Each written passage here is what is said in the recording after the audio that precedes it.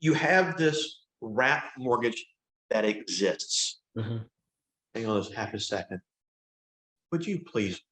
Nathan, it's in the chat. I have a couple of the questions that are coming in too. So Yeah. this is one of the questions they're gonna start drilling at you, I think. So, when we're going to buy this wrap note, how can you know, if I'm going to buy the wrap note, I want to make certain I get all the information about the underlying mortgage, just as if I'm buying the house originally. What is the note deed of trust? What was and by the way, when we do a subject to transaction, we're always going and trying to go online to the mortgage company, change the address. So once I've either bought the property or I brought the loan current, I start getting the mortgage statement so I can pay those appropriately. Mhm. I should have access to a current mortgage statement. I want to make sure I see that. I want to know that that underlying debt is current payments. I want to know, is there an online account set up where I can get the password transferred to me? I can then navigate that account appropriately and change the address so that those are mailed to my attention now so I can pay those. And by the way, if you should be using a loan servicer in these cases, and of course, as we're navigating the back end of this, I want to leave that loan servicer in place so things don't change. Yeah. I want it to be consistent on behalf of that mortgage company. I want the same servicing company to be sending that check every month, and I don't want to change that. But as the wrap note buyer, I want the information from the seller of this wrap note to provide me this information. I want the underlying note, deed of trust, the insurance. I want that most current mortgage statement. I want that online password. I want all of the seller's original information they should have had in their contract and things of that nature that's out there. So for me as a wrap note buyer, I'm a first position guy. I that's important to me. I always want to be in first position. So for me in a wrap situation, I would want to, buy the note for whatever price, including paying off the underlying first. So that Right. So let's use some numbers here to So make it by the way, easy for when you people. do that, Yeah. all the things we're talking about go away. Right. The issue there is that requires a lot more capital Right. because now you've got to buy the entire note or you're buying and pay off that underlying debt, Yeah. whatever it might be. Get it? Yeah. That's the easy part for the note buying business, I think. The only issue there is, and by the way, as to the origination of that mortgage, et cetera, all that stuff is gone because of the underlying debt, because you paid it off. It's Sure. a non-issue anymore. The only issue So you've let's- got now is to ensure that that borrower has the ability to pay and Mhm. things of that nature. Was the investor under Dodd-Frank at the time that this was originated? Right. Did they process the buyer to determine that? And then based upon many variables such as the pay history, the down payment, things of that nature, you make that decision. Is it worth going ahead and buying this note? Right. So let's give us Going- some numbers for those of people who are curious, because I think we're getting some questions regarding like they don't understand this, what we're trying to do. Why is this worth Let me it? let me Yeah, lay so this more- out as simple Yeah. as I can. So, investor A buys a property subject to the existing debt. That debt is left in place. So now the seller is no longer the owner of the property. They become more or less the bank to the investor A, in a sense. Yeah. From there, they own the property. They're navigating this loan. Maybe they brought this mortgage current because it was in default. Whatever that might look like out there along the way. It's just, Let me give some numbers for people. That's probably easier. So I know Marshall had the question, why would anyone do this? Let's imagine you have a subject to $50,000 first balance loan, right? And that's a 3% interest rate. I come in, when Nathan comes in, he's the investor, he tosses subject to, gets it situation, and then he wraps it with the borrower. Scott's the borrower. He wraps that loan for 150,000, gets $25,000 down payment, right?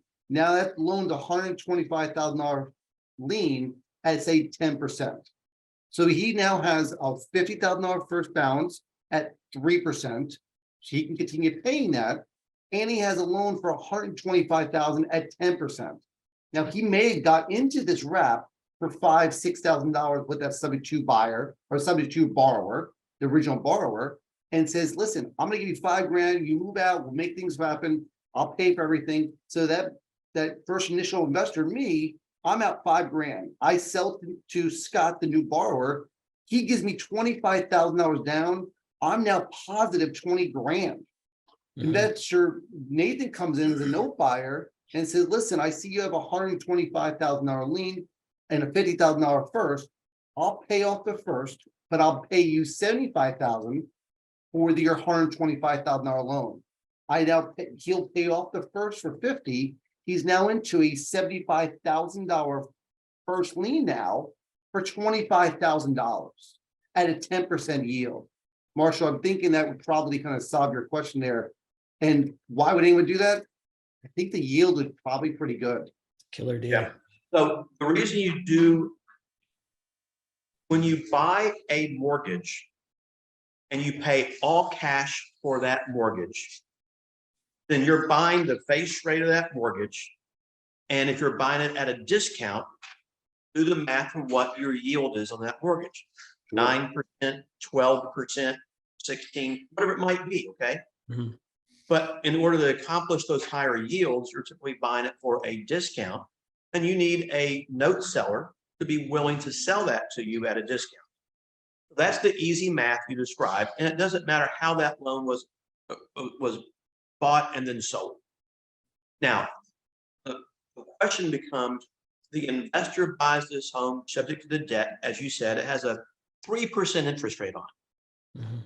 It's at this, let's say the loan balance is $70,000. And investor A, who bought that home subject to, sold it for 150. I sold it. I'm investor A. I'm gonna sell it to Scott, who's the buyer. He's a new borrower. We're using the original number, $50,000 first. I buy it. I get into that property for $5-6 grand for that subject to with the borrower. Or I 10 or sell it to 15. Scott. Okay. For the property maybe worth 150 grand, 130 grand. I'm gonna sell it to Scott, my new borrower, for $150,000. And I take 10, 12, 20% down on that loan. And then Nathan comes in as the note buyer, the wrap buyer, and he's gonna pay off the first or keep the first and keep making payments to that first. But the problem we're running into is that power of attorney from the original borrower, right, has to transfer from me, who bought the subject to, right, to Nathan. Now he needs a power of attorney from the original borrower of the subject to part to be able to act on behalf of that borrower to deal with that first lien asset. Would that be accurate? That is accurate. The problem, of course, is how do you get it? And the great odds are you're not going to get it. Gotcha. That's number one. Number two, if you are investor A who bought the home subject to, and you have the power of attorney between you and the original seller, you know, and let's say Nathan is investor B who wants to buy the note, unless you can go to that seller and get a new POA, which is problematic, Mhm. then maybe Nathan could get the POA from you relative to this property. You provide him your original POA, so he controls So both of them, assignment of POA. more or less, but I'm not sure how else you can do that. Yeah. And so there's a certain navigation there. Now, by the way, if you handle these transactions properly, the great odds of having to deal with the mortgage company, the great odds of having to provide this power of attorney to the mortgage company somewhere along the way, slim to none.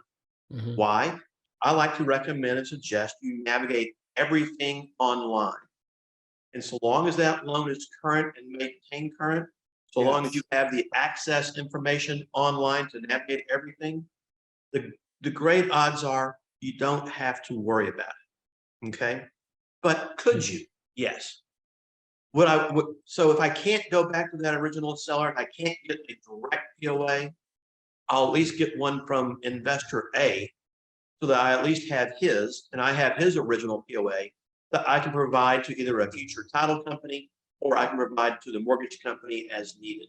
So in other words, you do the best you can. Like anything else, there's always a little risk to our business and how we navigate this stuff.